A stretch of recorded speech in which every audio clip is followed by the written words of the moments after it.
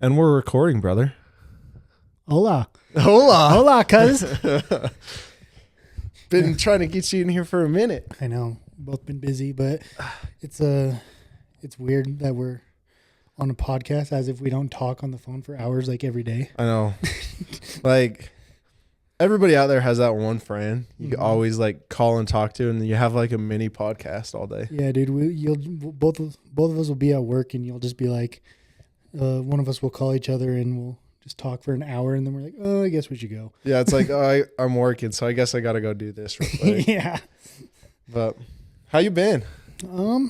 Chilling, dude. Just same old, but just working. Really. Work. I mean, it's slowing down, so I haven't been working as much, but still working a lot. Oh yeah. So for anybody out there that doesn't know, I'm sure everybody knows, this is Derrik Merino, my cousin.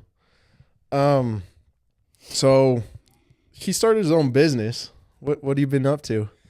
So I worked for a company that was a metal fabrication company, and they did mostly like railings, stuff like that. And I kind of just got sick of being part of corporate America. I hate being told what to do and hate having an old guy yell at me for doing things the wrong way. So I'd rather just yell at myself for doing things the wrong way. There you go. So I started my own business last year, quit my job. And I mean, it kind of took off right away up until like this past like winter, December, when Christmas came around. I've been booked crazy, and you know that. But so yeah, it's been cool. It's a lot more. I'll tell you, it's a lot more stressful being a business owner than being an employee. I bet. Because you think because when you're an employee, you go to work, you put in your 8 hours or whatever, and you go home and you don't think about work. But as a business owner, I come and work all day, and then when I get home, I'm still getting messages from new people. I'm still working pretty much, at least from my phone or whatever, putting ads out on Facebook. Never stops. Yeah, it never stops. So I've kind of had to learn to at some point when I get home, like around 6 or 7, I kind of just got to stop answering to messages. But I'm a really responsive person in my business. So like if someone messaged me, it's really hard for me just to leave them on hold until the next day. Cause I want to be like, if someone's wanting a bid, I want to come give them to them right then. Oh yeah. That's business. That's money right there. And I'm super small still. So I got to jump on every bit of business I get. Yeah. So that's just why, I guess. They say when you start your own business, like the first 2 to 3 years, you're going to be just working all the time, and it's going to be a lot of stress because you're trying to figure out how to efficiently run your business. And I think that's where I am right now, is I have to kind of manage where the priorities are and what jobs come first and stuff like that. Yeah. But I don't know. It's cool though. I'd so much rather own my own business and stress about building my own empire than slaving for someone else's. Yeah, for real. Cause like, I don't know, you hear the slang, like my boss makes $1, I make a dime. That's what it is. And that's another thing, is when you start to do your own business, you start to realize how much money actually gets brought in. And then I've started to kind of understand where my old bosses came from, because they are paying you your salary and all the other guys, but they're also paying for every bit that you need to do your job. Yeah. So your tools, you have to pay. Now I have to pay for my own tools. I have to pay for my own material. I have to pay for everything myself.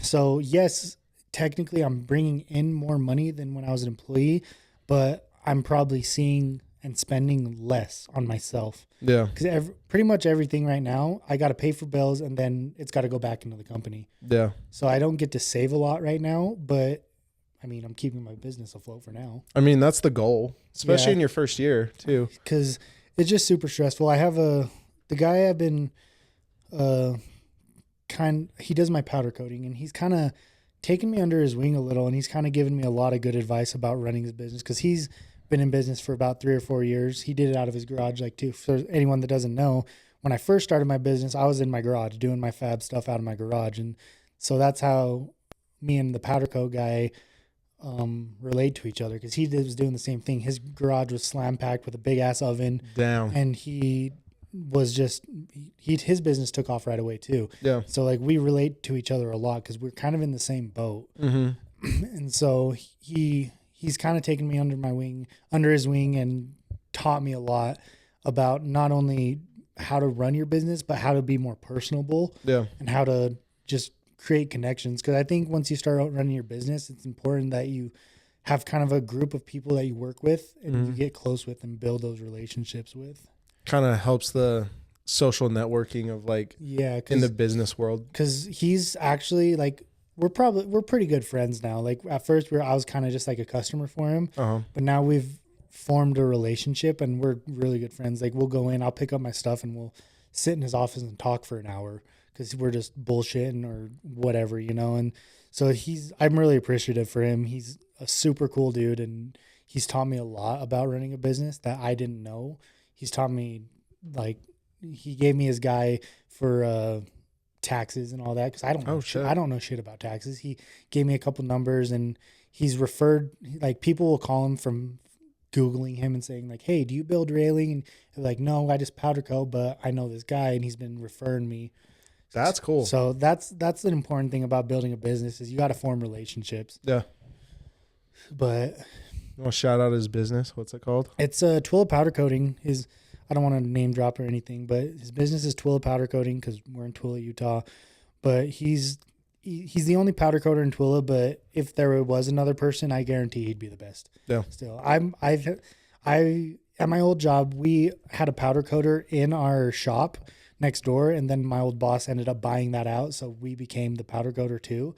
So I was around powder coating for a couple of years, and I understood how or what was good looking product. Yeah. And seeing all that product compared to Twilla powder coating stuff, Twilla powder coat blows them out of the water. Yeah, because like I've helped install a couple of rails with you and like gates and stuff, and everything looks top of the line. I think there's only been one instance where something came out a little rough and had to be redone. But it wasn't his fault. It was just shit happens, and sometimes you got to redo stuff. And he did it.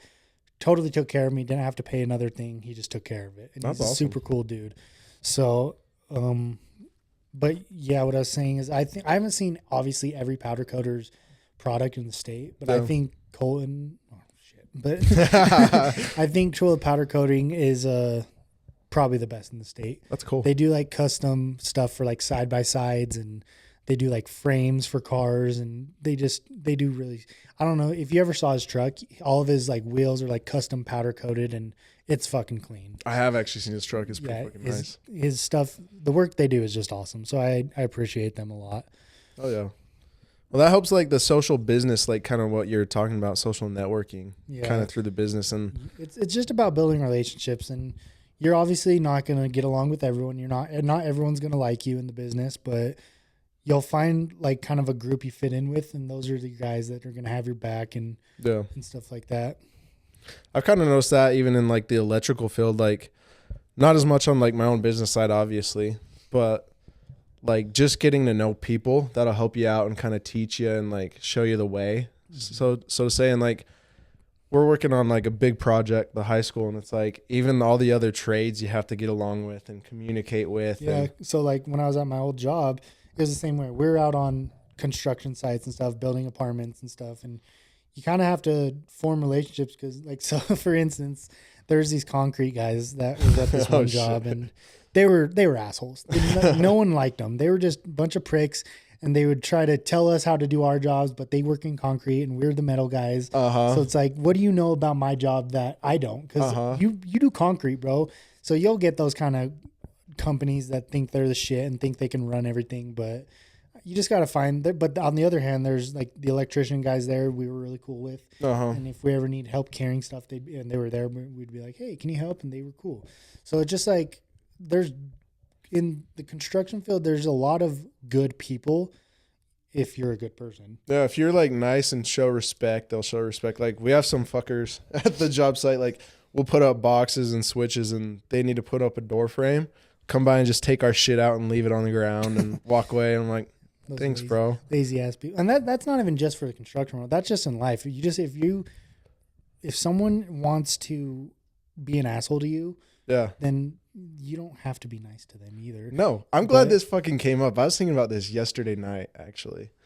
Like something I want to teach my kid. Like you're a father, if anybody out there doesn't know. Yeah, I got 2 kids. He's a dad of 2. And a soon to be 4-year-old this month. So some wild kids, some wild boys. But anyway, I want to show my son like that you need to show respect to everybody, like no matter their, however they come, shape, color, size, you know, like just show respect. And then if they don't show respect to you, fucking all means, like, go off, like, you know? Yeah, you don't need to, you should be respectful and nice to everyone. But if they're not going to reciprocate that, you have no reason or obligation to do the same.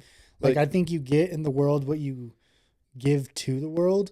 So if someone is treating you like an asshole, you don't have to be nice to them. Yeah, then fuck them. Yeah. You know? Like, that's just in all walks of life. Yeah, like I want to make sure to teach my son and like show him as an example. Like, yes, I'll be respectful. Dad's respectful to literally everybody. Until someone is disrespectful to him, then you stand on business. Exactly. Like, it's like that saying. I've seen it all over TikTok and whatever. It's like a man should be able to slit a throat and carry a baby in the same day. Yeah, literally. And it just relates to that because it's like, it's so cliche and it's stupid you see it on TikTok, but it's true. It's like, if you're going to be a man, you got to be able to do those hard things, but also be able to care and love for the ones that love you. Well, yeah. And like, you have to take care of others too. Like, kind of like not care about your emotions as much and put others' emotions ahead of yours, like in your family. For being a man, ignore your own feelings. Yeah. Be a man.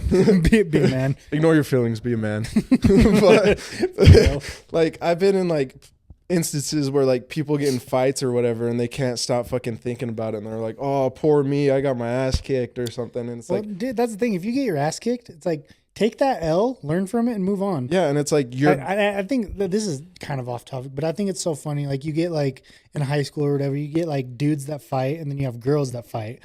When girls fight, they fucking hate each other. One girl will get her ass beat and she'll walk off still cussing her out. They hate each other now. If a dude gets his ass beat, they're going to get up, they're going to shake hands, they're going to hug it out, and then they're going to be good for the rest of the school year. Yeah, that or it's going to be like, fuck you, and then they're going to have respect towards you, and you'll have respect towards them because they show you that respect. It's kind of like in the world of like ancient days where like, you got like the top dogs. Yep. It's like if you get your ass beat, you kind of know your place. There's a food chain. Yeah, there's definitely a food chain, and it doesn't even have to relate to fighting. You shouldn't be out fighting people in high school. It's stupid.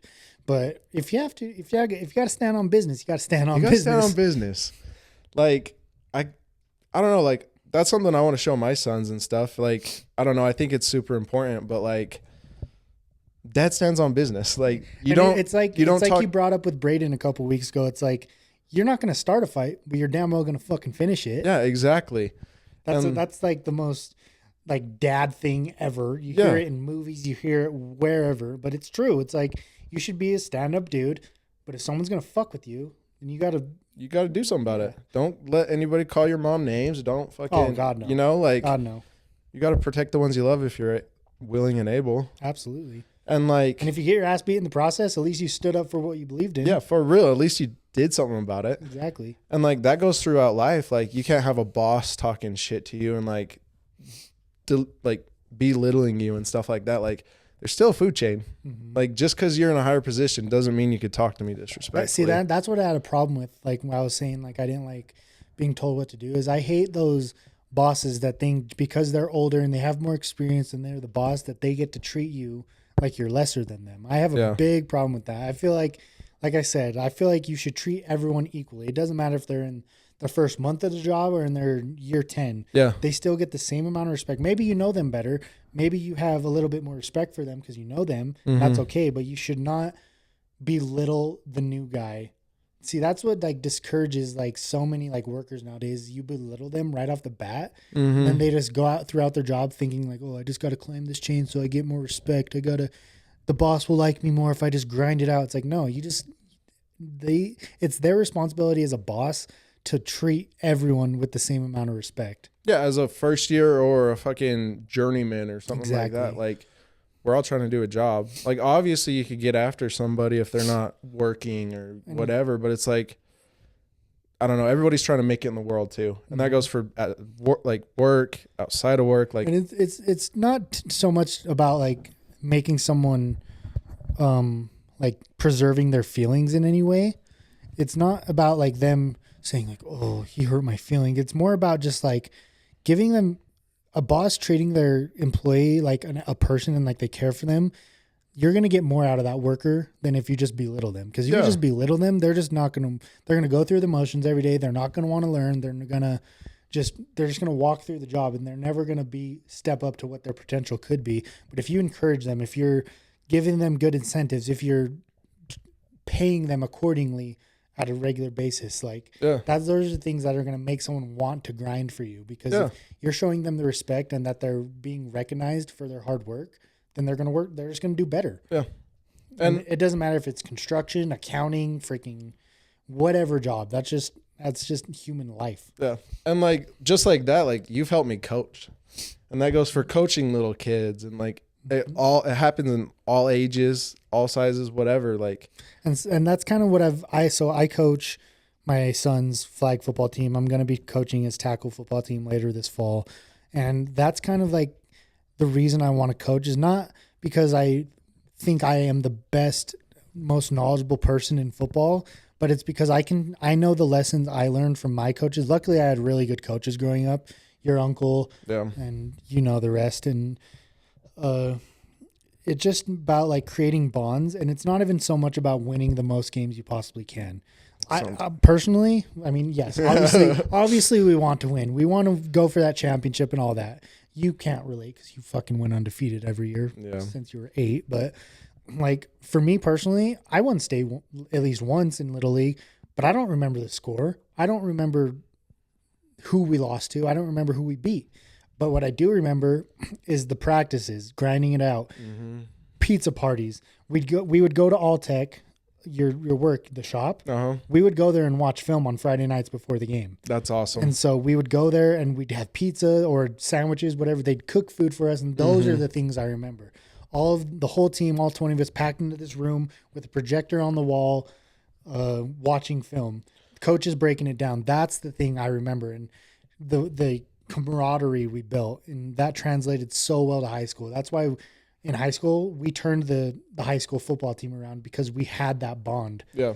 And so that's why I want to be a coach, is because I want to give my son and his friends that he plays with those forever memories. Yeah. And it's like, even if, like you said, you're not the most knowledgeable, whatever, if you're involved and you're there and you're trying your damnedest, that's all that matters to a kid. Yeah. And like, even if you don't coach and you're not like, you don't know what the hell you're talking about, so you're not coaching. But if, for the dads out there, if you're a dad and you're just involved and you want to help with the pizza parties, you're always around, like that means a lot to the kids too. Cause like I see some kids' dads everywhere, and I'm like, oh, I instantly like know them. I remember them, and like ask how they're doing or like what's going on, you know? Yeah. And I don't know. That's what's most important to me. People ask me, is like, I coach flag. So I'm like, you're taking it too serious. Like, it's just flag football. They're 6 years old. They're 7 years old. I'm like, it's not about that I have to have them win every game. It's that they need to learn the life lessons to commit to something and to push themselves and to pay attention to work towards a goal together. Yeah. And if we come up short, I can live with that. As long as you gave 100% on that field or in practice, I can live with whatever the score is. Yeah, they need to learn to work as a team, work on individual goals. Like that carries throughout school, like in life. And like, if you build those relationships on and off the field, it'll help you build relationships. We everywhere. All have friends that we played football with when we were little, and we're still friends with. Like, pretty much like your guest, like Braden, like whoever, like we have so many friends that we just know because of football. Yeah. And if it wasn't because of football, we probably would have not been friends with them, because we would have hung out with a different crowd. Yeah, because I still hung out with a lot of different people than, like, you in high school. I didn't even hang out with you, and now we're cousins, and we didn't even really like hang out unless like we're hanging out with other people and we happen to be going to the same place. But then when you're on the football field, you're like, you're brothers and you all have the same goal. And yeah, you may not be best friends with everyone on the team, but once you step on the field, it's like, I would die for anyone on any other 10 of these people on this field right now. It's like, especially when you get into high school, that's when like it gets intensified. Is like, you start to like become like a young man and think like, damn, like I will lay everything I have out on this field for these people. Yeah. And I think that's what like a lot of kids are missing nowadays. Yeah. You know, like, see so many people like, yes, I'm kind of on the boat. Like, football is a dangerous sport. like head injuries, body injuries, whatever. It is a dangerous sport, but I think it's a matter of teaching them how to protect themselves to avoid those injuries. But I think you have to let your kids do dangerous things, especially boys. You have to let them do dangerous things so they can become a better person. Yeah, like if you don't fall off that damn bike, you're not going to learn, oh, I shouldn't fall off this bike. Like if you just have a kid that's doing nothing but sitting, playing video games or watching TV or on his iPad, and I'm not going to act like I'm high and mighty. My kids have iPads, they play on them, but we've become super strict about their time they get on it. Yeah. Like if we got to clean the house or we just want to hang out for a bit, yeah, go ahead. Watch TV, do whatever for a little bit. But you're going to get it taken away after a certain amount of time because you got to go play. You got to go use your imagination. You got to get your brain working. You can't just zone out on a screen for hours on end. You got to do something. Yeah, like, because no person in the world, I mean, there's people, David Goggins, whatever, freaking insane people that just are constantly going 24/7. But as an average person who isn't rich, just the average everyday person, we need a mind break. Yeah. Because you need to sit down and watch a football game. You need to sit down and play a video game or whatever, but limit yourself. Because for people that don't know, like a couple years ago, I had a computer set up for gaming and I tried to become a like Twitch streamer, content creator. And obviously it didn't go anywhere because I got sick of it. But I used to spend so much time trying to do that. And yes, I was trying to work towards something, but then I started to realize that, wow, this is taking up a lot of my fucking time. Especially streaming, bro. Like my kids would go to bed at like 9 or 8 or whatever, and I'd just be streaming until like 2 a.m. And it's like, I kind of did that for like a year and a half, almost 2 years. And I was like, I had to sit down and be like, holy shit. Like I'm missing out on sleep. I'm missing out on time with my wife. And even if me and my wife are just laying in bed watching TV, you know, like it's not much different, but at least you're with her. I'm not ignoring my wife, you know, or my fiance at the time. Yeah. Because I had a 4-year engagement. So why was it 4 years? Like COVID really fucked it up. So she was pregnant from like March to January, March 2019, and my son was born in January of 2020. So I proposed in December of 2019. Damn. And so COVID hit. We wanted to do it the next year, but then COVID hit 2020. 2021, we were kind of still recovering. I was on all of 2020, I was bouncing around on jobs, trying to figure out what I wanted to do. And then in 2021 is when I started at that fabrication company and I really loved it. And that's when I actually started like committing to my job and kind of going up the ranks and building some money up and actually going somewhere. And so I don't know. I guess we kind of just like were putting it off for a while. Yeah. Because we were trying to, at the time, when was it? I think 2022 or 2021 in the beginning, we bought a house. And so that was kind of more of the priority. I wanted to get in the house because we were living in kind of like a townhome place. Mm-hmm. And then we moved to, my wife's mom moved to Texas and she let us move into her house that she bought and she signed it over to us. That's cool. And so we fixed it up, remodeled it, and then we sold it and bought our house. And I don't know, we were kind of just focused more on like trying to get a house and stuff like that. So it just never happened. And then this past year in like January, we finally found the place we wanted to go. It was the same place you got married. Yeah, it was pretty cool. Yeah. We were golfing. And I asked like, dude, where are you getting married? He's like, it's at a golf course. I'm like, oh, we booked ours too. It's at a golf course too. And I was like, which one? He's like, I said, fuck, I can't remember. And then I pulled it up on Instagram. I can't even remember what it's called. It's like, I have no idea. It's like the Ridge or something in Utah County. That's so crazy. I can't remember. Yeah. But it's a golf course over in like Provo, Utah. And he said the name. I was like, dude, I'm getting married there too next year. And then it was pretty cool. It was pretty cool. And that same year is when we started like actually hanging out a lot and like golfing. We would fucking golf every goddamn weekend. Oh my God. We were addicted. You would think we'd be better with how much we golfed that year. What I'm saying. Then this past year, we didn't commit as much. No. You were pregnant and stuff, so. Yeah, I put off that pregnancy weight pretty good. Yeah, you did good. Just kidding. Yeah. But like talking about like all those like hobbies and shit like me and you got into, like, I feel like guys need hobbies. Oh, I absolutely. feel like everybody needs a hobby. Like, not even just guys. Like, as far as being a parent, I think you need hobbies because you need that mental break that where you can focus on a task that's healthy, preferably. Yeah. That you can kind of take your mind off being a parent for a minute. Obviously, even when you're doing that, you're still, when we're golfing, we're still getting texts from our wife saying, "Oh, we're hungry. When are you going to be home? You need to bring this home. We stop and get Starbucks for me." It's like, dude, just let me have my 3 hours of peace. Dude, I get that in the gym. Like, I go in the mornings. Like, we went at 5 the other day, and my wife texted me, "When you get home, you need to put Ezra to bed because you woke him up." And I was like, "Fuck."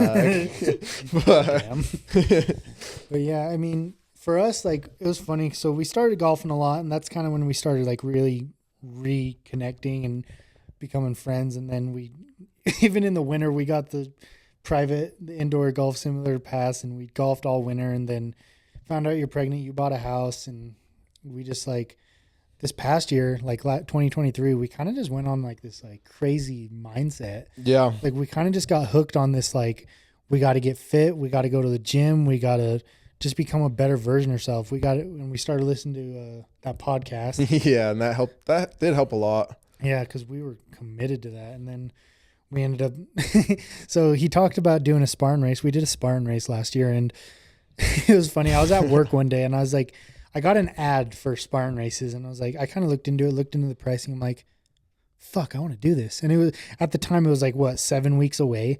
It like wasn't even, it was only like 5 weeks. Yeah, it was like 5 or 6 weeks away. It was like, I called him in like May or like April. Yeah. It was like end of April, and it was like, the Spartan race was like in July, like beginning of July. And I was like, "Hey, Emilio, you want to do a Spartan race?" And he's like, "Yeah, like I'm down. Fuck it."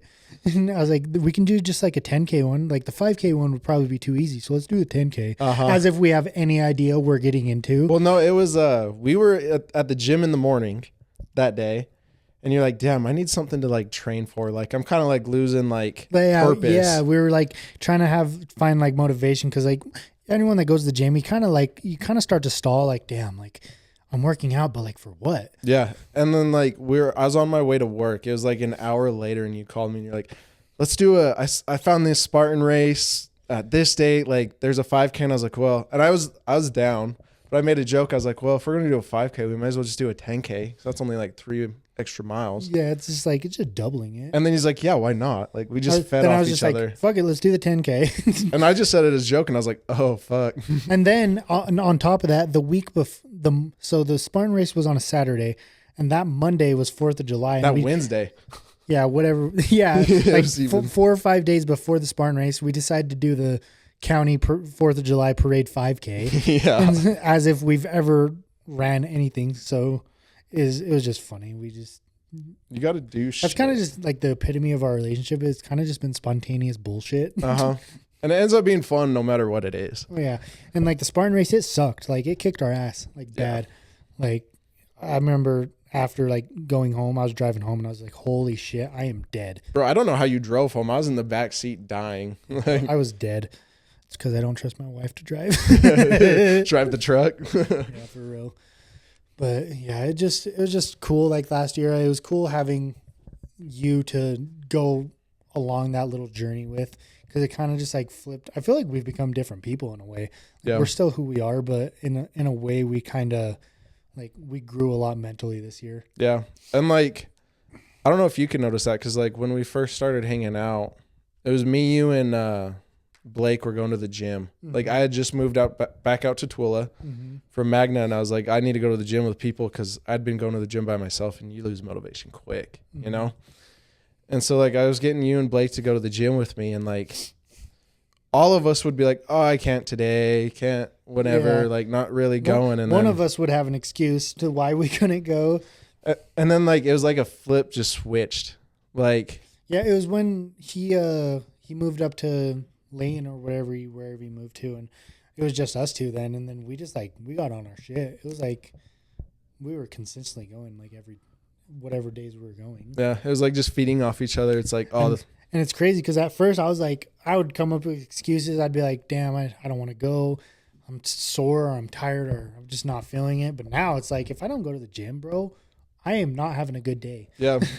Like, and I give you shit because you're like, I need a rest day. And I'm like, dude, if I take a rest day, I'll literally bite my own arm off. Dude, for real. And like, if I didn't have this podcast, I don't think I could take a rest day. Cause even today I took a rest day. So it's my one rest day a week. Yeah. He takes one rest day a week. I'm like, you're a bitch. Yeah, you're a bitch. And then I'm like, I feel like as shit. if that's not like a normal human thing to like want to take a break. It's because like I've been on this like split. So like I've been fucking obsessed with Sam Sulek lately. I've been watching his YouTube videos. So I copied his split. He does arms, legs, chest, back, and then repeat just every 4 days. Because he made this point and it got to me. It was like, well, if you did your arms yesterday, your legs are good. And if you did your legs yesterday, then your chest is good. And then if your chest is sore, now you can do your back. Now it's been 4 days and your arms recovered. So you're getting rest from your muscle groups, but you're not getting a rest day. Yeah. You know? So, I mean, that kind of stuck with me and it's made sense for me. So like even if I'd like, maybe not every day I'm going balls to the walls, pushing myself as hard as I can. And that's kind of like my rest is I'll kind of do like lower weight, like good form sets. Working sets. Then some days like yesterday when we did chest, we just fucking, we casually start out benching and then we decide, oh, it's max day. Yeah. Then this dude goes and reps his max and throws on some more. Hits a new PR. Yeah. But I don't know, like that bro split, that's what I'm on. Like that's what it sounds like. Is like a bro split. What's your split? What do they usually do? So I usually do arms. I start with arms. Because don't you usually do arms like every Monday? Every Monday. No, even if like I did. Have you seen the TikToks? It's like that Jack dude who has like the head over his head and he's like on a tricep push down and he's like, on Tuesday we do arms. Yeah, on Tuesday we do arms. And that's what it's kind of like. It's like on Monday we do arms because like that's my favorite lift. Oh yeah, it's everyone's favorite lift. It goes into the week and like you just feel good on a Monday. Yeah, but I kind of like since I've started doing this, I like it because then I get to hit everything pretty much twice a week. It adds up to 8 days, but you're pretty much doing every body group twice a week. Yeah. So it's working good for me. I'm not saying it's good for everyone. Some people probably would hate it. Some people would like it. I personally like it, so that's just what I'm doing. Because obviously, you got your baby, and so we can't go together every single time anymore. Yeah, that's just the reality. It's fine. It's whatever. But now that we're both committed, we're better at going by ourselves. Yeah, I don't exactly need someone to go with every day, but some of those days it's super nice. Like some of the days we do go, it's like those workouts are intense. Yeah, it's nice to hit the PR days and like big motivation days. I think it was like 2 weeks ago or last Saturday when we did arms, bro. Oh my God, my arms were fried. Like I've gotten some good arm workouts in, but that's got to be number one recently because I was wrecked. Like I couldn't even flex. They were just that pumped out. Well, like we did tries and then buys, and before we even got to buys, my tries were just pumped to the max. Freaking insane. I was like, oh my gosh, I feel like a freaking Ronnie Coleman right now. I know. I think we killed Ethan that day. I know. But like, so I do arms and then I hit legs. Kind of that same mentality because I've been watching Little Sam. So arms, legs, and then I like to hit chest, and then I do back, and then on my Fridays I usually like to hit an arm, chest split. Dude, we need to get back on our like cardio days when we were prepping for the Spartan race, dude. We'd have some intense cardio days where we're just like doing kettlebells and crazy crunches and all this crap, and I'd leave the gym damn near in tears. Yeah, I think we did sleds one day and I almost left the gym in dude, tears. When you and Braden were doing sleds like 2 weeks ago, I was like, I'm so good on that. Like I'll go do some hamstring curls because I'm not doing sleds right now. Well, I didn't want to do sleds, and then Braden's like, let's do sleds, and I was like, fuck, okay. Like that mentality of me and you were planning to go, but I didn't know you were talking to Braden, so I get there and Braden's there. He's like, oh, did Emilio tell you to come? I was like, oh, did you coming with Emilio? And he's like, yeah, we're going to hit some sleds. I'm like, oh, well, I'm going to go do some curls. Y'all can have fun with that. You're like, you meet us after that. Yeah. I'm like, we'll link up later. Yeah. Then we did a nice little cardio thing at the end. Oh yeah. That was nice.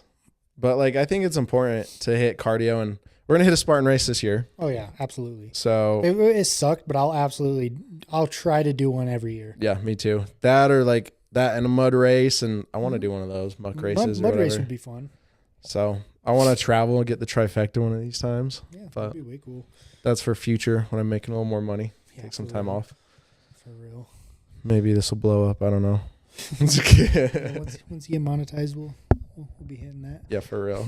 But so like talking about all these hobbies and shit, like how have you found the best way to like split it with time on your kids? Because you were talking about the streaming and stuff, and you had to cut out streaming. Yeah, so I've kind of worked it. So like I go in the mornings, like because I have a shop now for my business. So, and I live in Stansbury. I have to drive up to Twilla to my shop.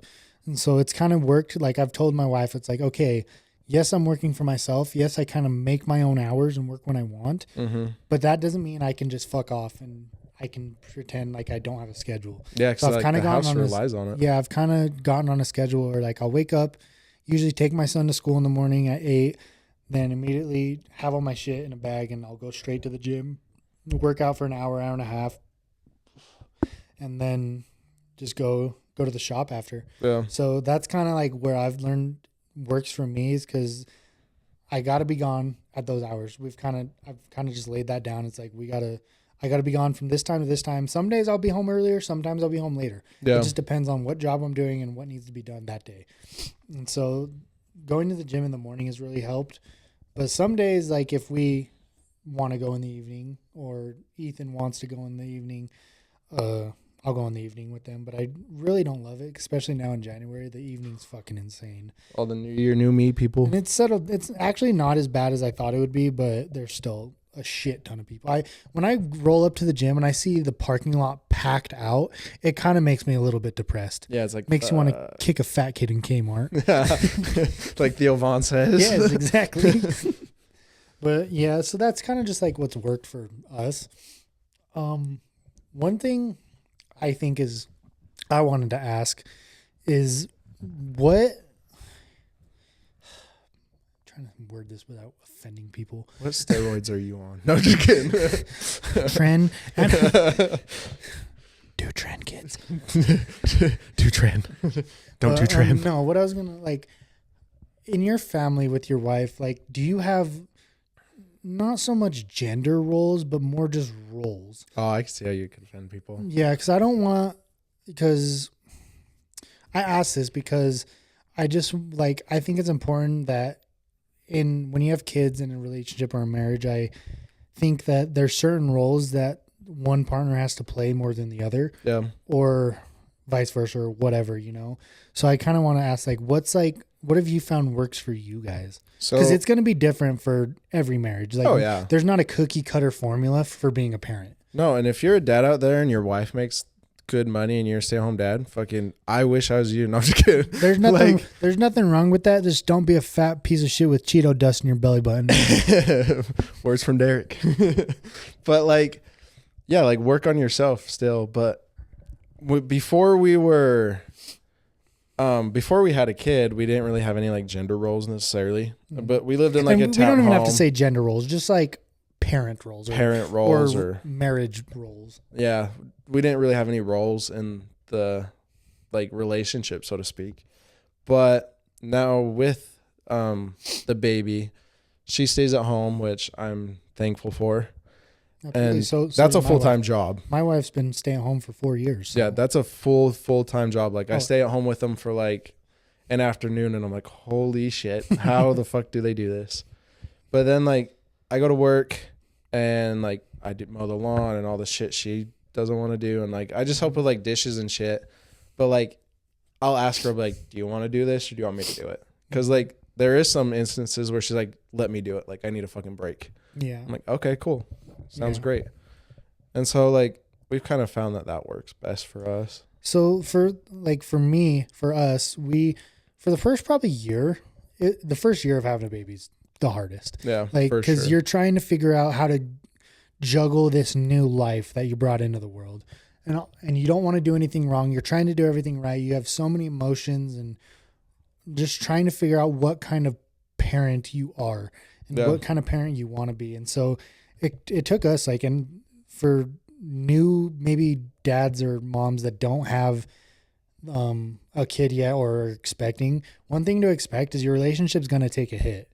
Like you're not going to be the happy lovey-dovey couple that you once were once that baby comes. No. Because your priorities have shifted a little and you need to do what's best for that kid. Yeah. Even if that means sometimes you have to neglect each other in your emotional needs, and it sucks, but so you're going to go through some trials. But what we found works is like for when they're a baby, they acquire a lot more retention from like where I'm at now. Yeah. So like I have a 4-year-old and he's pretty self-sufficient. Like he does a lot of his own things, except maybe operate a toaster. But so we've kind of found that's like, it's kind of been the same. Like I use the word gender roles because I kind of do like the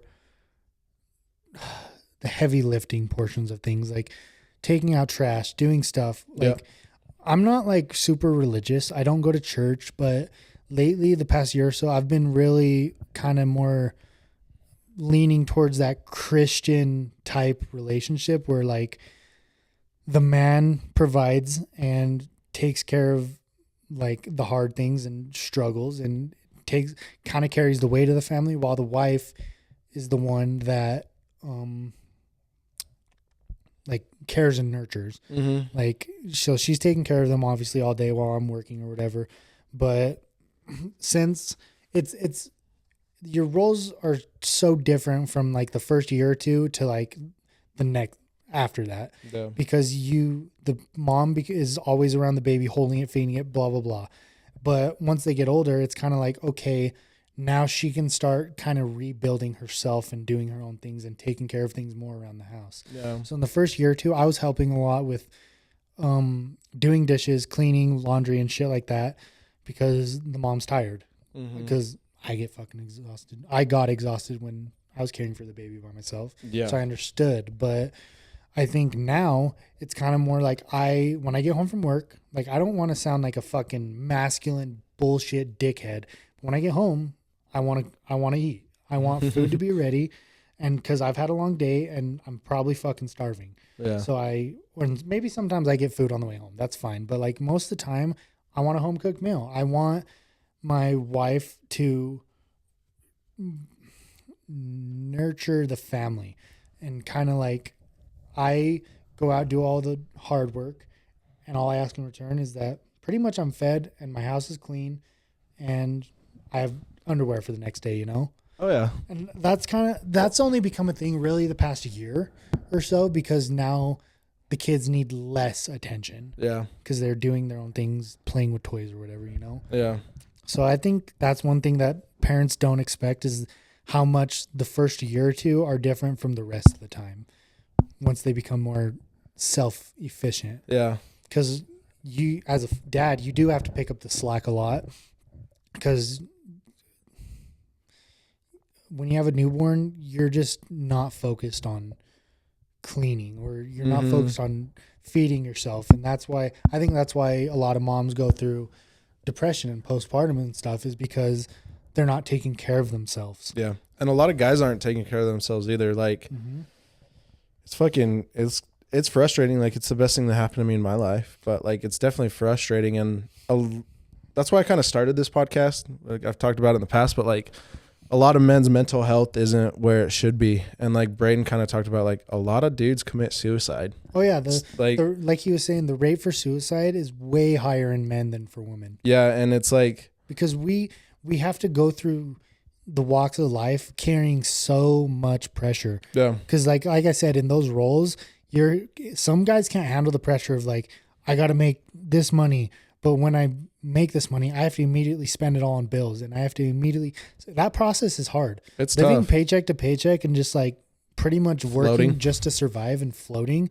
That fucking sucks. And it's like, obviously it's not ideal and not everyone wants to do it, but that's the reality of the economy we live in, what the prices of everything are. Yeah. Shit's expensive. Diapers are expensive. Food is expensive. And that's a lot for a man that's not strong-minded. Yeah. And like, if you're not strong-minded, like, come hang out, you know? Yeah, for real. But like, hopefully this helps like kind of inspire you. I'm not perfect. I'm not a guru and can change your life through one motivational speech session, but I can give you some advice. Yeah. I can help you. You can come to my house and fucking vent to me and cry on my shoulder if you need to. Oh yeah. I'll fucking judge no one. No, I don't care if I haven't seen you in 5 years. If you feel like you're getting to a point that you can't take it anymore, fucking call me. Yeah, because everybody's been through that. And like, I've talked to Derrik before and like vented, and like he's talked to me. Like, I've been at work and he just calls me venting. He's like, I got to tell you some shit real quick. And I was like, all right, bet. Yeah, like I'll call him out of the round. I'm like, dude, if I don't get this out of me, I'm gonna fucking explode. I'm gonna fucking crash my truck on the way to work. And that's the thing is, like, you should have a friend that you can just call, and even if you're just being a fucking whiny bitch and you want to complain about something, just fucking complain it and don't take it home. Yeah, and just be like, you know what? I'm gonna vent to you. I owe you a drink next time I see you. Exactly. You know, like, and not even that. Like, we don't even owe each other anything. It's just like, it's just a matter of like being there for the ones that you care about. Yeah. Your group. And if you don't have someone like that, build that relationship and like find someone. And I know that's kind of tough, but yeah, like obviously, like making friends nowadays when we're almost, did you know we're closer to 30 than 18? Yeah, it's sad. We're closer to 30 than 18, and that's fucking kind of crazy.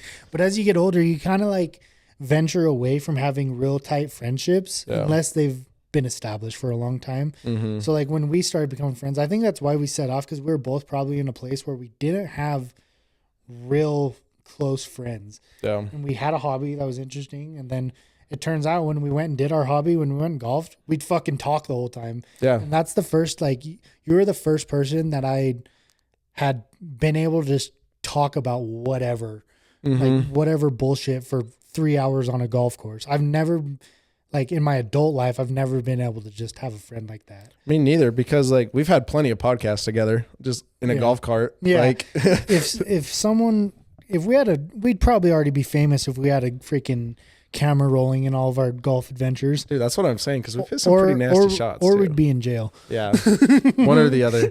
But like, I think everybody needs that friend, because like you said, like I've never really had that adult friend that like you could just call up and like have your back, or like I could call you on a Tuesday night at 11 p.m. you'll answer and be like, I'll be right there, bro. See, and that's the thing is, like, I think we're at the point where like if either of us called each other and been like, hey, can you watch our kids for an hour? Yeah. We would. Uh-huh. Or on the other hand, we could call each other and be like, hey, we're going to hurt some people and you can't ask any questions. I've seen that TikTok. Like, you need someone like that, and it's like, I need you here. I need you to wear all black, and you can't ask any questions after. And the dude says, whose car are we taking? Yeah, whose car are we taking? That's like the most like down friendship you could have. And like, I think everybody needs a friendship like that. Yeah. Like, and like I told you this one time, it was like a year ago, but I was like, I think you're one of two friends I could trust alone in a room with my wife. Yeah, I remember you telling me that, and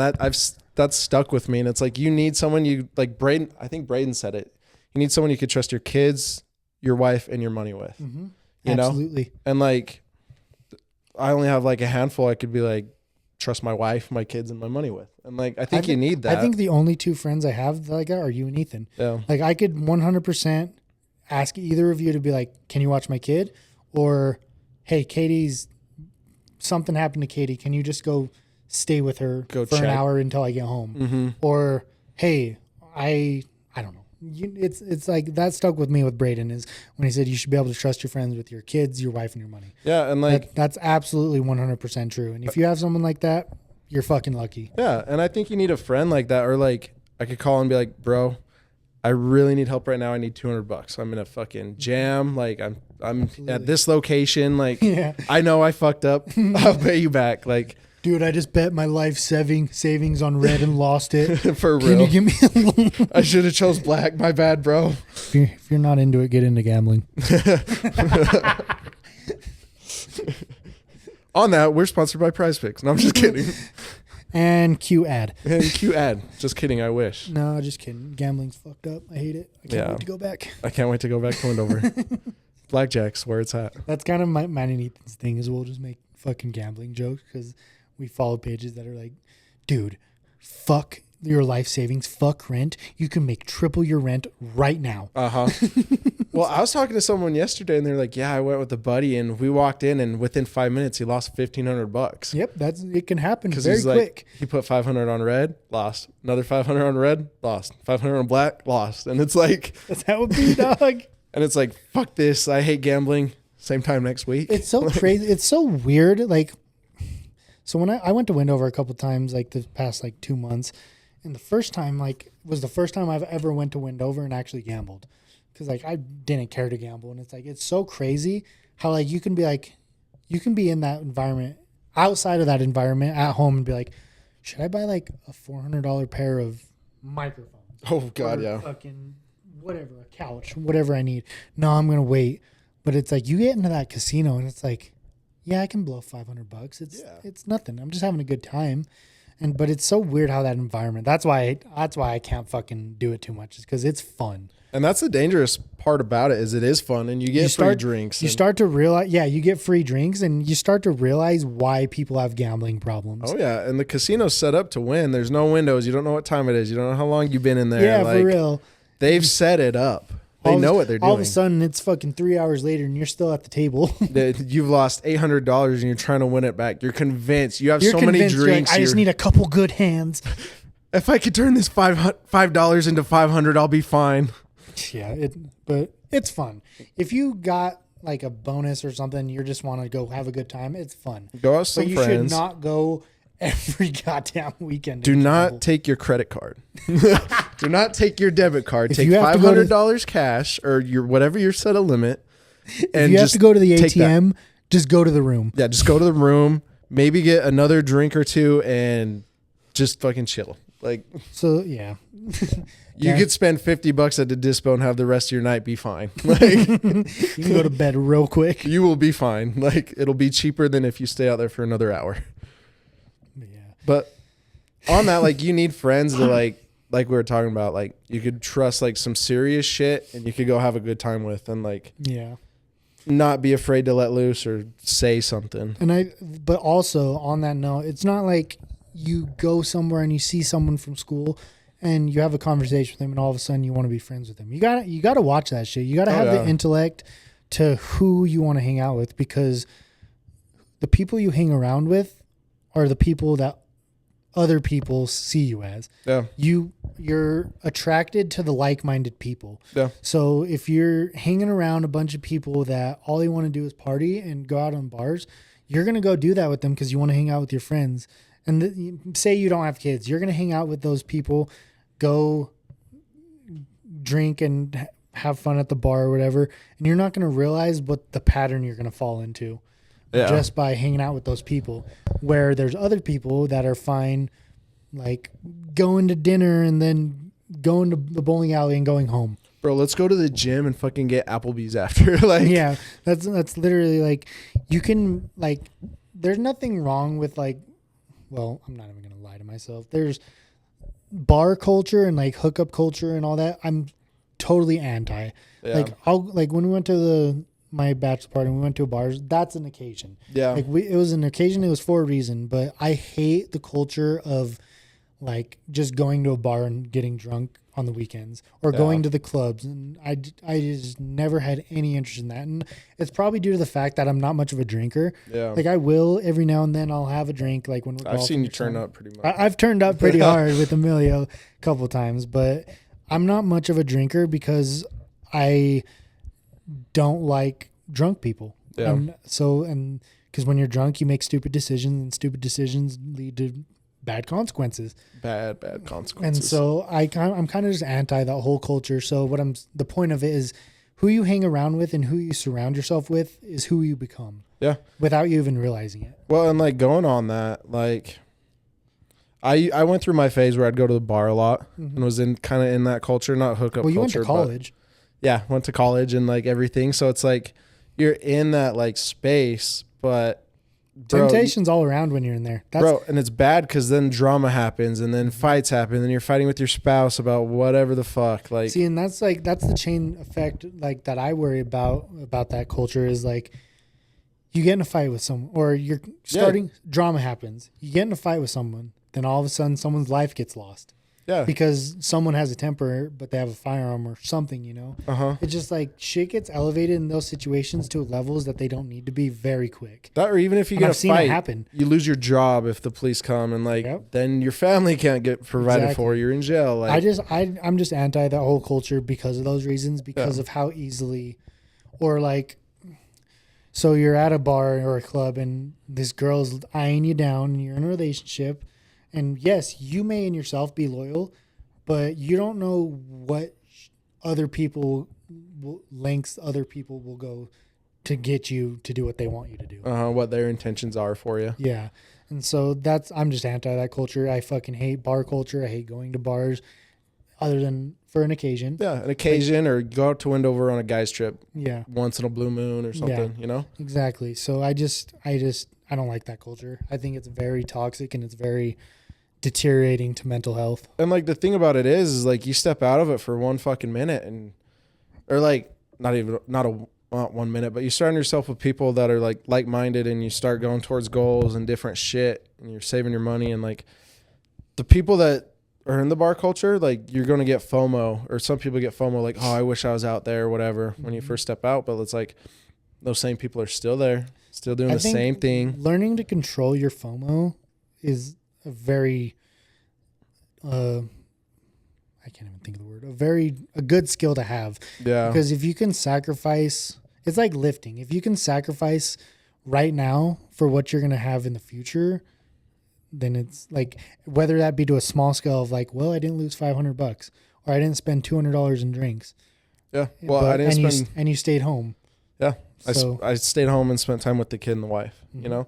Exactly. Instead of I spent $200 here and then I got in a fight and then I'm kicked out for a weekend or whatever, you know, like, then you don't, plus if you go to the gym, you lose your gains. Like, yeah, exactly. Can't lose the gains. But like going on that, I'm glad all this shit's getting brought up, but like, I don't think it makes you a bad dad to have a drink here and there. No, absolutely not. Like, I think that's a Utah stereotype. Like, me personally, I don't like it. I'm not the have a drink person, but I'm not like you're having a Bud Light right now. I don't give a shit. Like, I'm not sponsored by the UFC. Like, I'm not gonna say, Emilio, you're a fucking asshole piece of shit for having that beer. I know. Like, for real. no, I'm not gonna say that. Like, I'm not like religious, so it doesn't go against anything I believe. It's just more, it's not for me. Yeah. And maybe I'm like we talked about, I was planning on maybe having a drink or two when we did this, but like I just decided today, it's like I'm not really feeling like it. Yeah. And have that friend that's not going to pressure you Speaking into of, it. Sponsored by water. Sponsored by water. Doing these podcasts, you need a drink for your throat. Milwaukee Cup, back out. Back out. But like having a beer here and there, like I don't think it's a bad thing. No, absolutely not. Like if you get a buzz like once or twice a week. Having one beer turn into 8 beers, that's when it's a problem. Because I'm sure you know who, not know who specifically, but you know people that just can't wait to get off work and get drunk all night and sit on the couch. Yeah, and like then they're not spending time with their kid. Like if you have a beer with dinner or something, or like get a small buzz during dinner, whatever. But if your goal after work is to come home, sit on the couch and get drunk until you fall asleep for the night, I think, I'll be straight up, I think you're a piece of shit. Yeah. I think you're selfish, and I think you have not ever had to discipline yourself in your adult life. Yeah. And I think you need to discipline yourself a little bit. That sounds so like cocky and assholey, and I'm sorry, but it's true. Well, it is. Alcoholism is like the number one most like pet peeve of mine. Yeah. Because I think it's deteriorating. I don't want to get into it, but it's affected me personally in my life from people. I don't want to get into it, but it's just, I've seen the damages it can do to a family, to a child, to a wife. Mm-hmm. And I think that that's probably why I don't like alcohol. Yeah. It's because I've seen it and I don't like it. Yeah. And that's why I'm saying it's like a fine line. Like, don't come home and drink every goddamn night. Go to the gym. Like go do something. If it's a Friday night, maybe reward yourself with a beer or two, whatever. That's fine. Everything in life is good with moderation. Exactly. Like I only drink when we do this podcast, honestly. Yeah. This and like a couple times, like, or if we go to a jazz game. If we go to a jazz game, get fucked up and call our cousin. And I think that's what you need to do sometimes. Is like, I'm not saying that's probably one of my favorite memories with you is just going to that Jazz game and we're just in the parking lot. Like we're like 3 tall boys in and we're just call our cousin to say, hey, can we come stay at your house for Derrick's bachelor party? It's like 10:30 at night on a Tuesday work in night. the morning. He's like, yeah, of course, bro. Dude, that's probably one of the funniest things we've done. That was hilarious. And he was down for it. And if you're going to drink, don't fucking drive. Yeah, don't drive. Don't drink and drive. That's bad. Very bad. I mean, if you had one beer, like I will say if you're going to drive, like one beer is the max and then sober down. Yeah. But like, that's another thing is I hate about drinking is people think alcohol creates this sense of like false confidence and you're like, oh, I can drive. Yeah. And I think it's I'm super good. selfish because what happens if you get in that car and you kill a fucking family? Well, that's the thing. They call it liquid courage. So you have the courage to go drive. You have the courage to get in that fight. And like, if you're fucked beyond all point and you think you could fight somebody. Like I have, like, I don't care who it is. Anyone in my contact list could call me and say, hey, I'm fucking drunk. Can you come pick me up? Yeah. I'll fucking drive to Salt Lake if I have to. Yeah. Because I don't want someone I care about to end someone's life. Yeah. Because they were being selfish. Mm-hmm. But that's a different topic.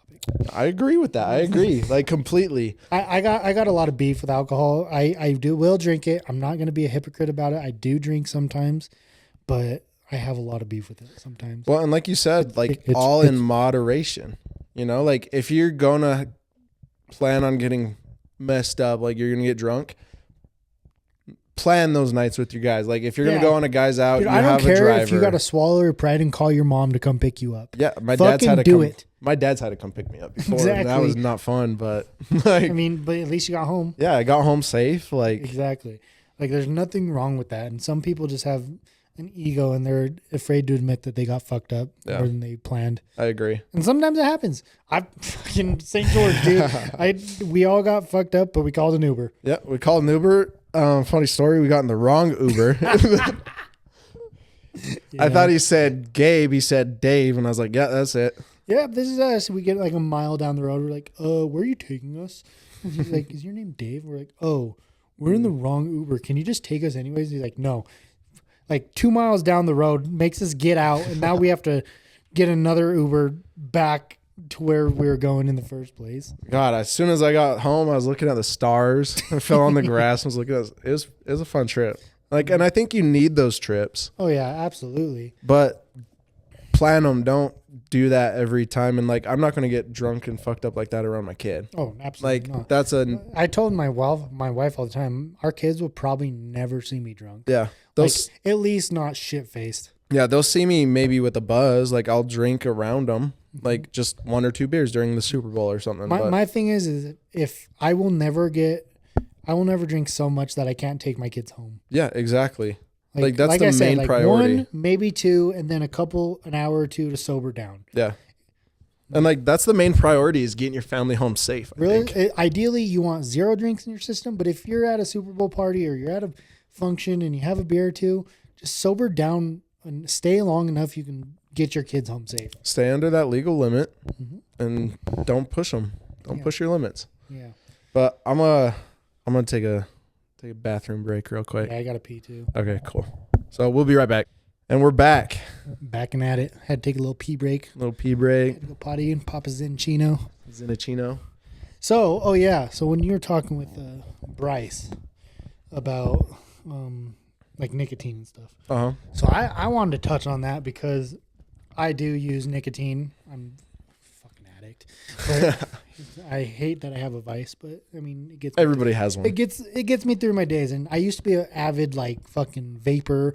And at one point I smoked cigarettes like when I was way like 19, fucking fitting in with the crowd bullshit. But I vaped for like 4 years, I think. I was on like, I had a real vape and like just got onto the disposables. You had one of those mods. Yeah. Fucking bricks. And so one thing I'll say about nicotine in regards to vaping, I think it's terrible for you. I've noticed since I stopped, like last year when I told you when we'd go golf, I'd always have like a vape, but then I started switching to Zins. And my biggest notice is I can fucking breathe again. Like I always had like kind of like a phlegmy throat, like always like wake up and like hack out mucus and don't really think about it too much. But then I quit and you just notice how much like better you can breathe. And when you're like, so we were doing flag football. I noticed when I was vaping, I'd get winded way better. And I don't do hella cardio, but it would be enough when I switched to Zins that it was a noticeable difference. So anyone who vapes or smokes, just fucking stop. At least go to Zins and try to cut off. I'm still trying to cut out even Zins, but I do it a lot less, but I'm still fucking addicted to it. But, well, like that's just pure nicotine. Like I saw a purity test. Yeah, so they do. I saw this TikTok of a scientist. I don't even know if he's a scientist. He might be a fucking scumbag. He's a scientist. He might be a he might be a scumbag, but to me, he's a scientist on TikTok. He like put it under a microscope and he looked at what was in it and he only found 100 and he put it in like a test tube or whatever. And like I said, I don't know if this guy's legit, but he put it in a test tube. And it had like a scale or whatever, and it was 100% nicotine salt. There was no added anything. Yeah. No added sugar, no added whatever, no chemicals or anything added. It's just a cotton pouch with nicotine salts in it. And granted, it's not best for your mouth because you have to keep it in your mouth. It's not great for your gums. So that's probably the side effect that sucks. Your gums get a little more sensitive. But I would say, as far as like, if you need nicotine, you should do pouches and not fucking tobacco that's fucking black and gets your teeth fucking gross. All nasty and shit. Get fucking pouches and then start at 6 if you need to. That's what I did. I was doing 6 for a while, but now I'm down to 3. Hoping in a year or 2, I can just cut it out completely. Yeah. That's and like, if you need one every now and then, whatever. Yeah, but as far as like performance for gym, if I don't use Zyn during the gym, I notice an energy difference. Not even energy difference. I notice a cognitive difference. Like a focus? Yeah, because I notice, like, if I happen to not bring my Zyns with me or whatever, I will notice that, like, maybe some sets aren't as intense. Or you know how, like, you'll have the dumbbells on your chest and you'll just be like... You'll just be in the zone, you know? Sometimes you'll notice, I've noticed that, it's a real cognitive helper. Yeah. Like you'll be like maybe thinking about too much, but sometimes you're just locked in. And when I'm not locked in, it's usually when I don't have Zins. Yeah. So I don't study it. I'm not a fucking scientist, but from my experience, it does help in the gym. Well, and I've heard and I think it's way better for you around your kids than vaping or smoking. Oh yeah, because I used to be like, I would vape in the house with my kids, and granted, it probably I wouldn't like blow it in their face or like hotbox the room so they're breathing it in. But like I'd go in the kitchen, I'd hit the vape, blow it towards the window or towards the vent or whatever, and they'd see it. And my biggest fear is them not knowing what it is and be like, oh, I want to be like my dad. My dad does it, so why can't I? Yeah. And then like, have you ever noticed that film on the windows? Like if you do it in a car. Especially in cars. Yeah. Like that shit's in your lungs, bro. Yeah. Like I'll hit a vape every now and then, you know, like sometimes that shit's crispy. I can't even lie. Yeah. That's all I'm saying. It tastes pretty good, but like around your kids, like I think the Zins are a way better option. And even for Zins, it's scary sometimes because I don't want them to. They're like childproof. You have to like twist it a certain way to get the lid to pop off. Yeah, I don't know how to open them. But you have to like line up the little arrows, but. Even then, I put my Zins when I'm at home, like on the top shelf of a cabinet so they can't reach it. And they can't get to it, even if they climbed up on the cabinet. I put it away or in my closet. Yeah. Because I fear, not that I think it would kill them, but I think it would fuck them up. Yeah. Because I know, even for a kid, if they put a Zin in their mouth and swallowed it, I know it wouldn't kill them. But it will probably make them throw up, get them dizzy, lightheaded. Oh yeah, they'll get that nicotine high, and yeah, they'd get a nicotine buzz. But I don't want that for them. It gets scary. And like, I don't know. I've seen a study that like a lot of people smoke or vape because it helps them relax. And like, no, it's because I know this firsthand when I was addicted to vaping. It's not about. It becomes to a point where it's not about getting the rush or the high. It's a habit. It's having something in your hand, in your mouth, the movement. That ritual. Yeah. So like when I was driving, I'd always just like have it in my hand, playing with it, and then I'd hit it. It was just like it was a habit. Can you do that motion a couple more times? Just kidding. Fag.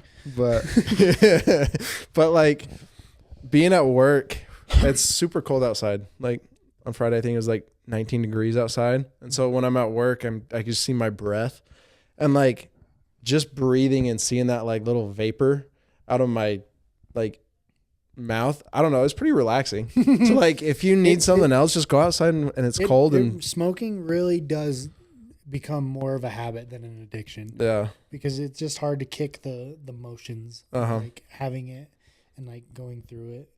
But that's why I switched to Zins. I think it's a much healthier option. It's pure nicotine. It's not, because when you're doing disposables, you have the flavoring, which is its own like coating liquid shit. It's artificial as fuck. And realistically, you don't know what they put in it.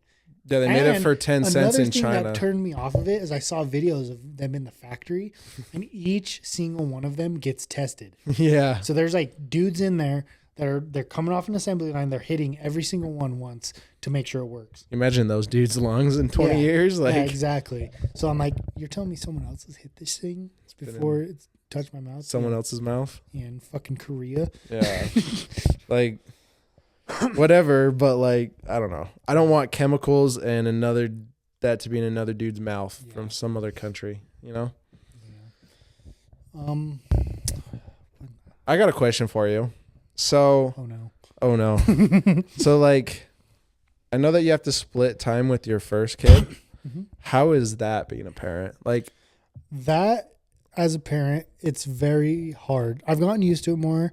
We've created a routine, but I feel bad because about a year ago, my son is 7 now, and we split 50-50 time with him. Like I get him for a week, she gets him for a week, and back and forth. It's all 100% 50-50. Yeah. And about a year ago, he started asking, like getting confused, like asking like, why don't we all just live together? Why do I have to go back and forth? I was like, well, bud, like it's kind of a hard conversation to have with a 7-year or a 6-year-old at the time. Yeah. It's like, well, you see, me and your mom, we never loved each other. We never like were a thing. It was kind of just like it just happened. And out of that moment of us coming together, we created you.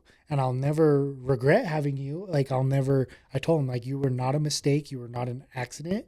You were, like, to me, you were a blessing. Yeah. Because it changed my life. And now I'm who I am because of that. But it's hard because he doesn't, as a kid, you don't understand why. And that's all he's ever known. So he doesn't know why he has 2 families. And so it's almost like it's funny to think about for my son, he almost has 2 different lives. Yeah. Because he has a life with us, and then for a week he has a life with them. And granted, I'm really fortunate that his mom, we argue and we get in, we went golfing. We get in fights sometimes. We argue, but it's all because we just love him and we want what's best for him. But I'm lucky that have had him with someone that we're on the same page about a lot of things. We parent pretty much the same rules, same ways. He's getting the same discipline in both ways. We're both okay with chewing his ass and like getting on him about shit. Like we're not soft. We're the same in those regards. So I've been fortunate that our main issues come from just disagreements. It's just stupid disagreements that we argue about. But I'm super fortunate that we have the relationship we do.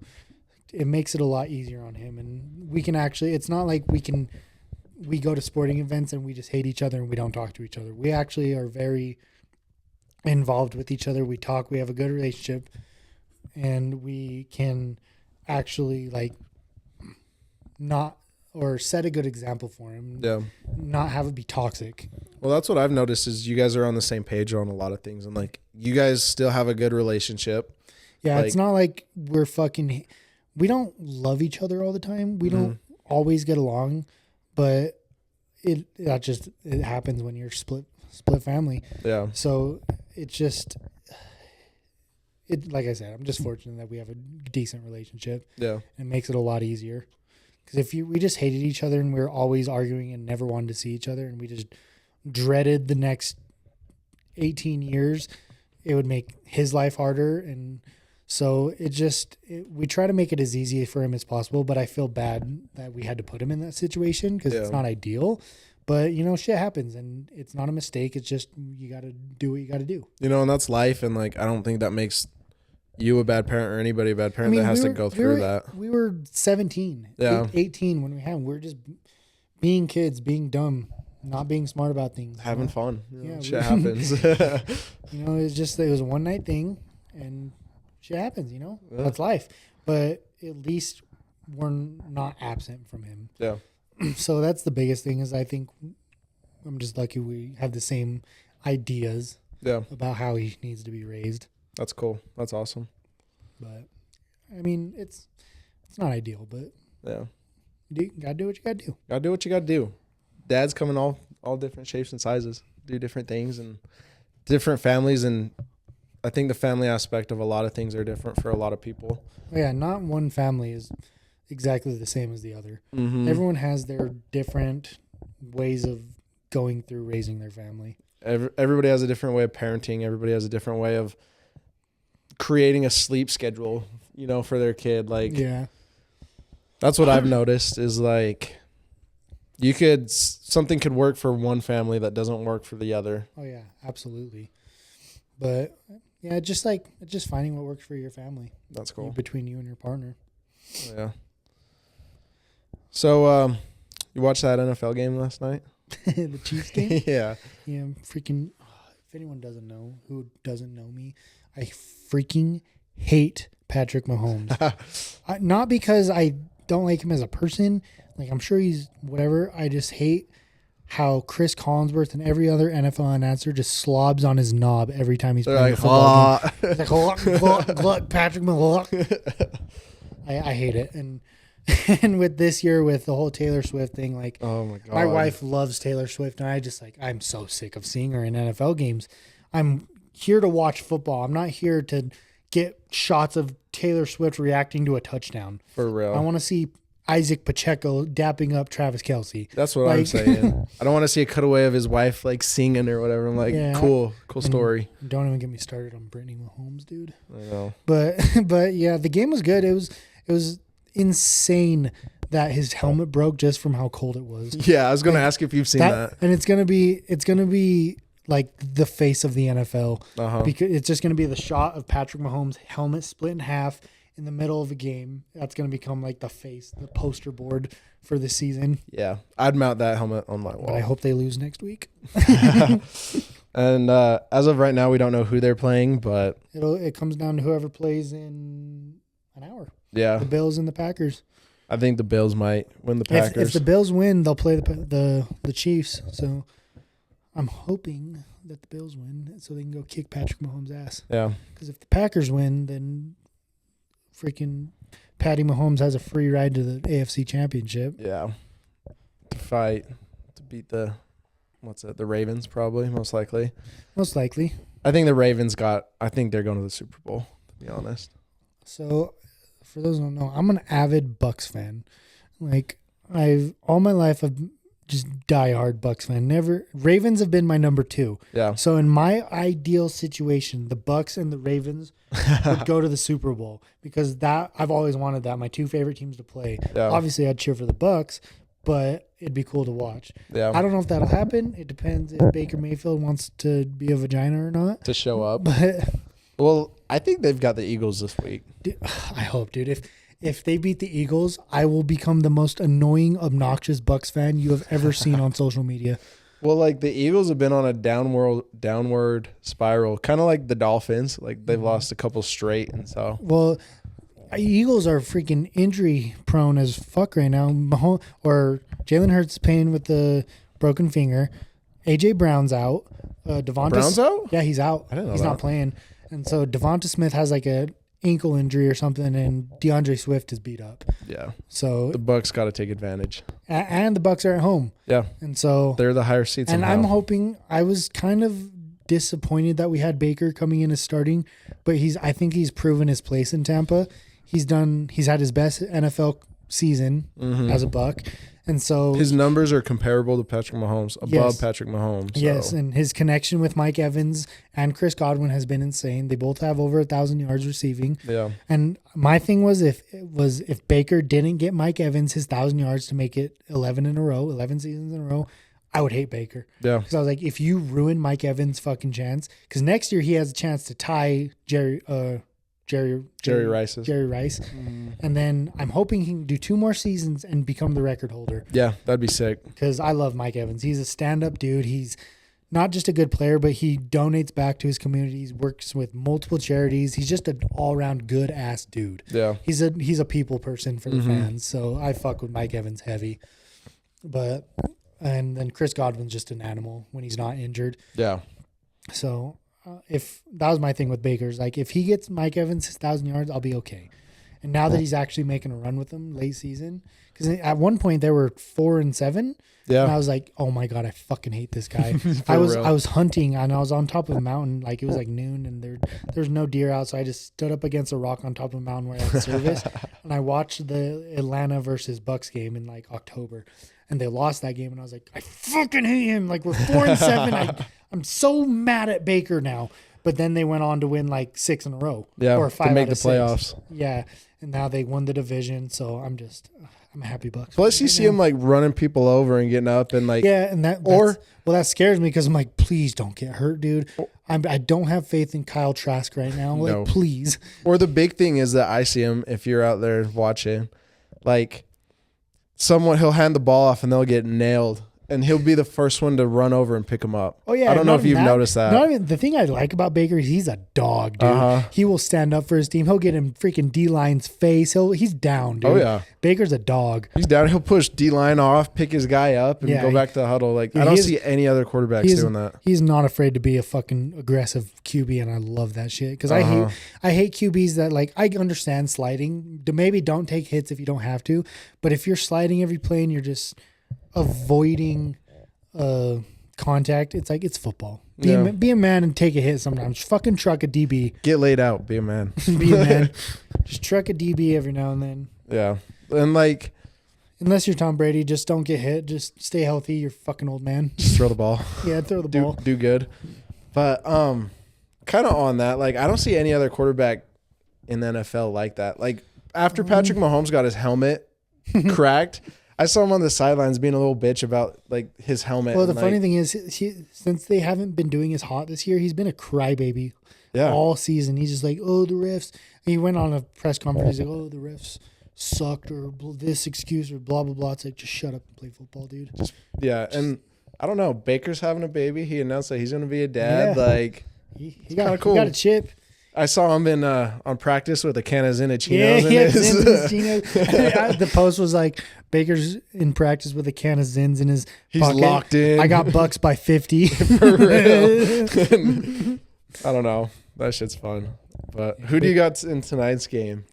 As of tonight, it's the Rams and the Lions. Rams? Oh, Lions. I'm hoping for the Lions. I'm hoping Lions and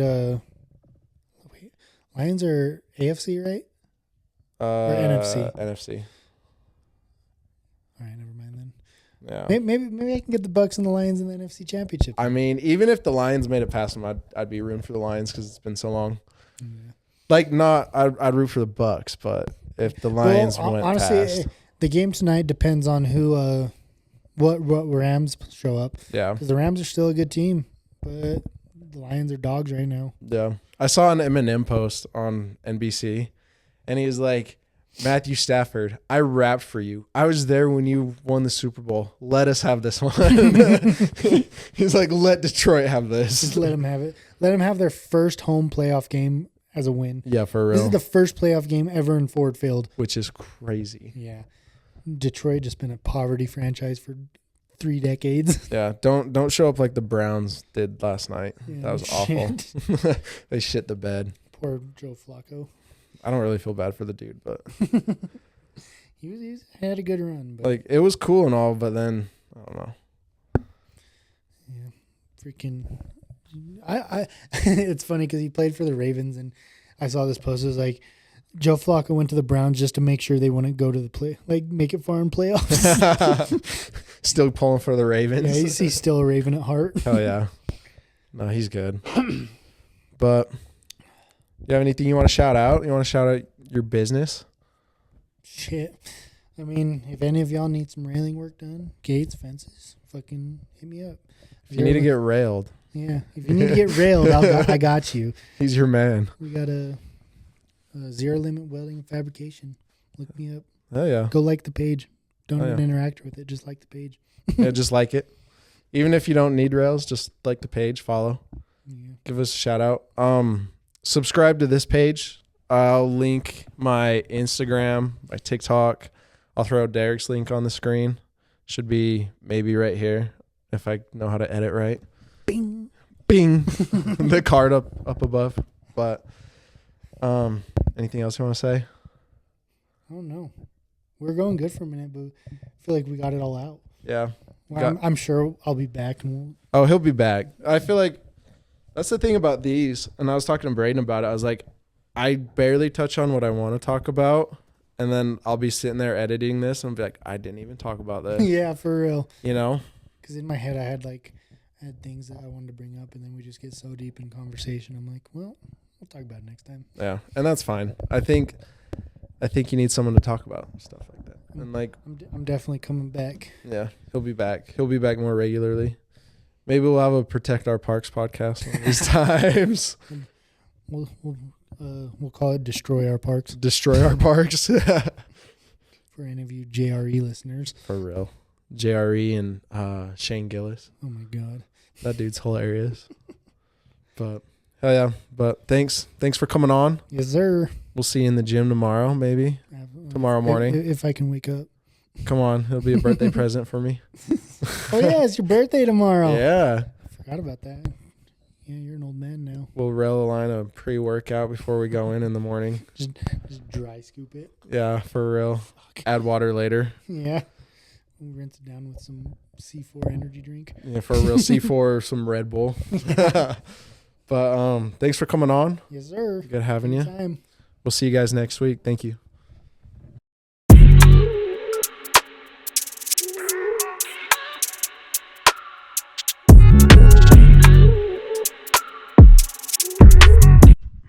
On Monday, we do arms.